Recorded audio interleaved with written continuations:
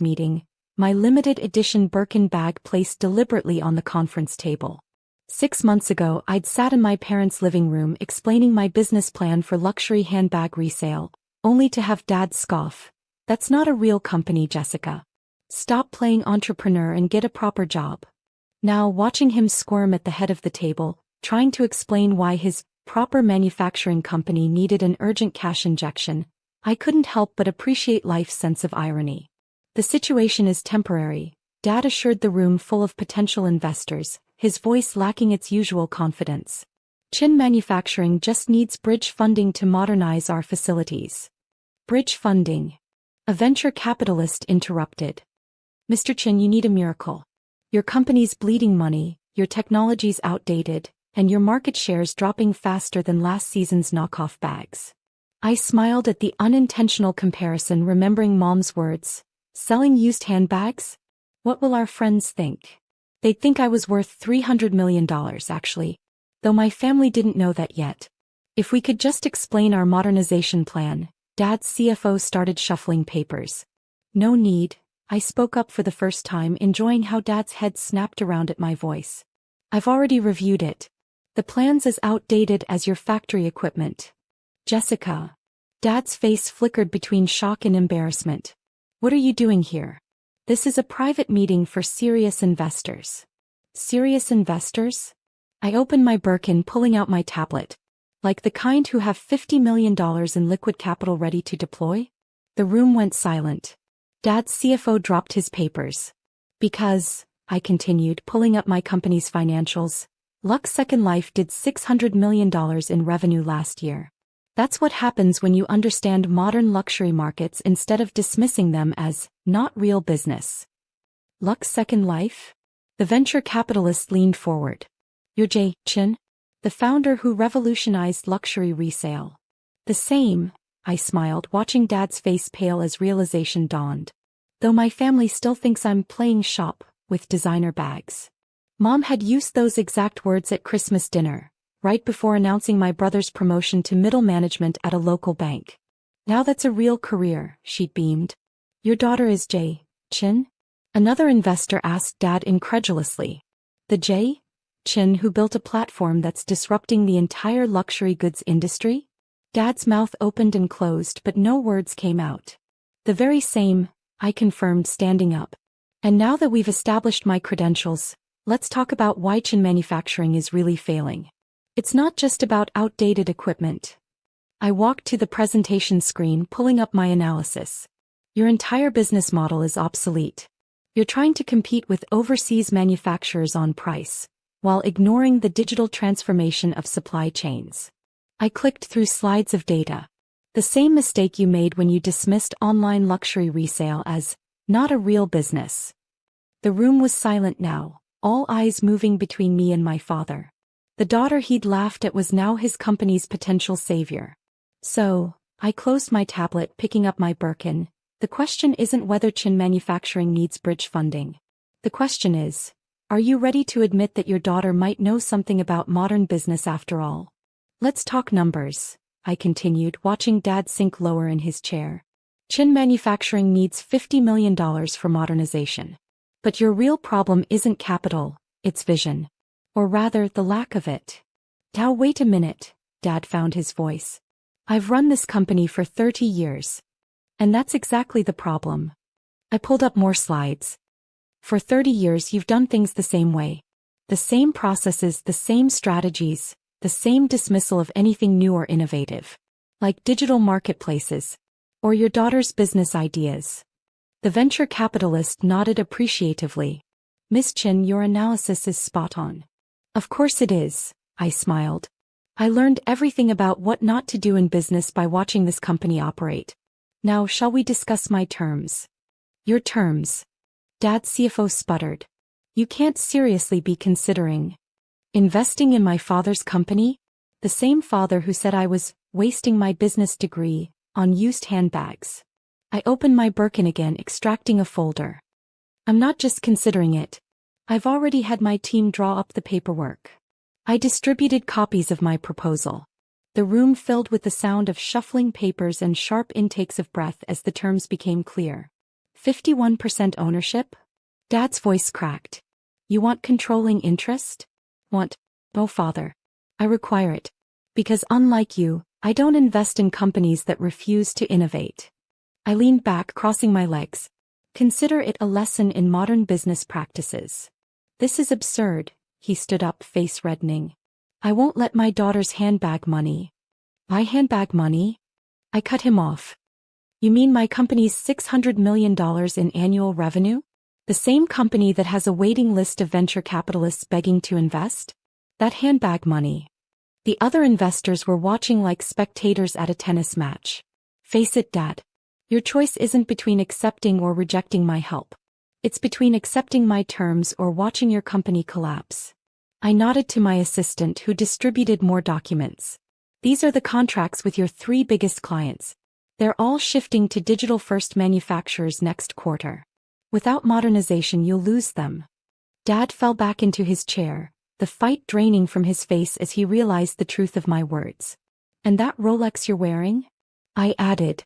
The one you bought to celebrate my brother's real career move? I could buy 1,000 of them with last month's profits alone. The venture capitalist cleared his throat. Mr. Chin, your daughter's offer is more than generous. In fact, it's probably your only viable option. There has to be another way, Dad muttered. There isn't. I stood up, smoothing my designer dress. But don't worry. Unlike you, I believe in giving people second chances. Even those who didn't give me one. I walked to the window, looking out at the factory my father had built. The factory that would soon be mine. You have 24 hours to decide, I announced. Though I should warn you, my offer drops by $5 million for every hour you make me wait. Consider it interest on all the times you made me wait while you finished explaining why my business ideas weren't serious enough. 23 hours later, I sat in my penthouse office overlooking the city, my collection of rare Hermès bags displayed behind glass walls, each one representing a milestone in my company's growth. The first Birkin I'd ever resold. The Kelly that paid for my website development. The limited edition that marked our first $1 million in revenue. Your father's here, my assistant announced. Is he alone? No. Your mother and brother are with him. I smiled, remembering the last family dinner I'd attended. Mom had showcased my brother's new company car while pointedly ignoring my announcement about securing series of funding. Send them in. And Clara? Bring the champagne. The Cristal from my private collection. They entered like a funeral procession, Dad clutching the investment papers, Mom nervously adjusting her knockoff designer scarf, my brother Michael looking anywhere but at my success. Nice office, Mom managed, eyes widening at my bag collection. Are those all real? Unlike your Gucci scarf? Yes. I gestured to the seats in front of my desk.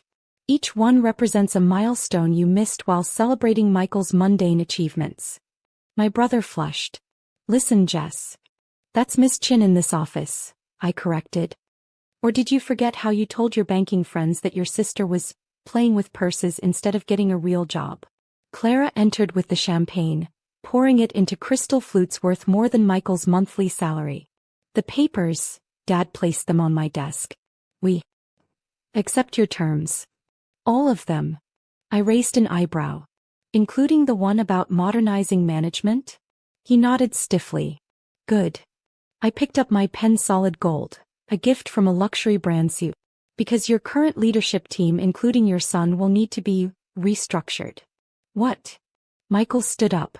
You can't fire me. Actually, I can. And I will. I signed the papers with a flourish. Consider it my first act as majority owner. Though I'm sure a real job like yours comes with excellent severance. Mom's hand flew to her throat. Jessica, he's your brother. No, Mother. Right now, he's an underperforming executive in my newly acquired company. Family dynamics don't factor into business decisions. Isn't that what Dad always said? I pressed a button and my team of executives filed in, each carrying tablets loaded with transformation plans. Meet your new management team, I announced. Harvard MBAs, digital natives, and experts in modern manufacturing. Not a single one got their position because of their last name. Dad's face had aged years in minutes. You've planned everything. Of course I have. While you were dismissing my business as playing shop, I was building an empire. While you were bragging about Michael's middle management promotion, I was revolutionizing an industry. And while you were refusing to take my calls, I was preparing to buy your company. I stood up, walking to my bag collection. See this Birkin? I bought it with my first million in profit. This Kelly? Purchased when we hit 100 million in revenue. And this one? I pointed to my newest acquisition. I'll wear it to tomorrow's board meeting, my first as Chin Manufacturing's controlling shareholder. The employees. Mom started. Will keep their jobs, unlike your precious Michael. I'm not heartless, I'm just good at business. Something you might have noticed if you'd ever bothered to actually look at my company. I returned to my desk, pressing another button. On the wall screen, Lux Second Life stock price appeared, along with headlines about our industry disruption. Your daughter, I gestured to the screen, the one you said wasn't running a real company, is now worth more than your entire family combined. How's that for playing with purses? Michael stood up again. This is revenge. You're just angry because. Sit down, I commanded, and was pleased when he did. This isn't revenge. This is business. The business you claimed I didn't understand while you were pushing papers at your middle management job. I lifted my champagne glass. To family. And to the sweet irony of a handbag resale company saving your real manufacturing business. What happens now? Dad asked quietly. Now you learn what modern business actually looks like. You'll report to my team, follow my strategies, and watch as I transform your failing factory into a digital-first manufacturing powerhouse. I smiled. Consider it free business education from your daughter. And Michael? Mom's voice trembled. Can submit his resume through proper channels if he wants to apply for an entry-level position. Though I should warn you, we have very high standards. Son of former owner, isn't quite as impressive as actual qualifications. I pressed another button and my security team appeared. Now if you'll excuse me, I have a company to run. 2 companies actually. Claire will show you out. As they stood to leave, I added, oh, and Mom? That scarf you're wearing? We actually sell the authentic version on our site. Though it might be a bit out of your price range now that Michael's losing his job. After they left, I watched through my security feeds as they walked to their car. Dad's shoulders slumped, Mom wiping tears, Michael looking lost without his executive title. My phone buzzed with notifications. Asterisk, Chin Manufacturing acquisition finalized. Asterisk, luxury resale pioneer expands into manufacturing. Asterisk, J. Chin, the daughter who bought her father's company. I picked up my newest Birkin, a one-of-a-kind piece that cost more than Michael's annual salary. Clara, I called through the intercom, schedule a company-wide meeting for tomorrow. It's time to show Chin Manufacturing what real business looks like. And your family? She asked. They'll learn. Just like I learned watching them dismiss my dreams. Sometimes the biggest success comes from being underestimated. I looked out at the city skyline, at the factory in the distance that now belonged to me, and smiled. Because sometimes the